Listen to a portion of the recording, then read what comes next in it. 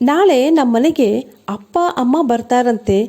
Pension ಆಫೀಸ್ನಲ್ಲಿ ಕೆಲಸ ಮುಗಿಸ್ಕೊಂಡು ಮನೆಗೆ ಬಂದು ಊಟ ಮಾಡಿ ತಕ್ಷಣ ಹೊರಡ್ತಾರಂತೆ ಎಂದು ದಿಲೀಪ್ ತನ್ನ ಹೆಂಡತಿ ಪ್ರೇಮಳಿಗೆ ಹೇಳಿದನು.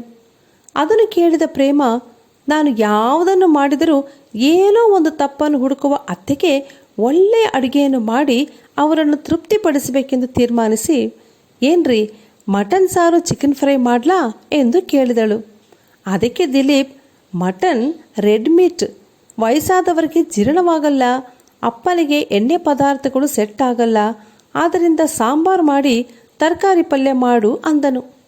ಅದಕ್ಕೆ ಪ್ರೇಮ, ಅಯ್ಯೋ ಅದ್ಯಾಕ್ರಿ, ಅಪರೂಪಕ್ಕೆ ಬರುವವರಿಗೆ ಒಳ್ಳೆ ಊಟ ಕೊಡಬೇಕಲ್ಲ, ನೋಡ್ರಿ ದೊಡ್ಡ ಮೀನನ್ನು ತನ್ರಿ ಫ್ರೈ ಮಾಡೋಣ ಅಂದಳು. ದಿಲೀಪ್, ಆಯಿತು, ಆದರೆ ಚಿಕ್ಕ ಮೀನುಗಳನ್ನು ತರುತ್ತೇನೆ ಅಂದನು. ಸರಿ, ನಿನ್ನೆ ಮಾಡಿದ ಮೀನು ಸಾರಿದೆ, ಬಿಸಿ ಮಾಡಿ ಕೊಡುತ್ತೇನೆ, ಆದರೆ ಅದರಲ್ಲಿ ಮೀನಿಲ್ಲವಲ್ಲ ಅಂದಳು ಪ್ರೇಮ. ಮಧ್ಯಾಹ್ನ ಅಪ್ಪ ಅಮ್ಮ ಬಂದು ಊಟ ಮಾಡಿ ಹೊರಟರು. ದಿಲೀಪ್ ಅವರನ್ನು ಬಿಟ್ಟು ಬರಲು ಬಸ್ ಸ್ಟ್ಯಾಂಡಿಗೆ ಹೋದನು. ಅಲ್ಲಿ ದಿಲೀಪ್ನ ತಾಯಿ ಅವನ ಕಿವಿಯಲ್ಲಿ, ನಿನ್ನ ಹೆಂಡತಿಗೆ ನಾವು ಬಂದದ್ದು ಸ್ವಲ್ಪವೂ ಇಷ್ಟವಿಲ್ಲ, ಅಪರೂಪಕ್ಕೆ ಬಂದ ನಮಗೆ ಮಟನ್ ಅಥವಾ ಚಿಕನ್ ಮಾಡಬಾರ್ದಾ?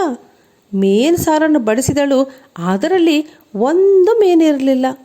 ಅಂಗಡಿಯಲ್ಲಿರುವ ಎಲ್ಲ ಮೀನುಗಳಿಗಿಂತ ಚಿಕ್ಕ ಮೀನನ್ನು ತಂದು ಫ್ರೈ ಮಾಡಿದ್ದಾಳೆ ಅಂದರು. ತಕ್ಷಣವೇ ಬಸ್ ಬಂತು, ಅವರು ಹೊರಟು ಹೋದರು. ದಿಲೀಪ್ಗೆ ಅವರೊಡನೆ ಮಾತಾಡಲು ಸಮಯ ಸಿಕ್ಕಲಿಲ್ಲ.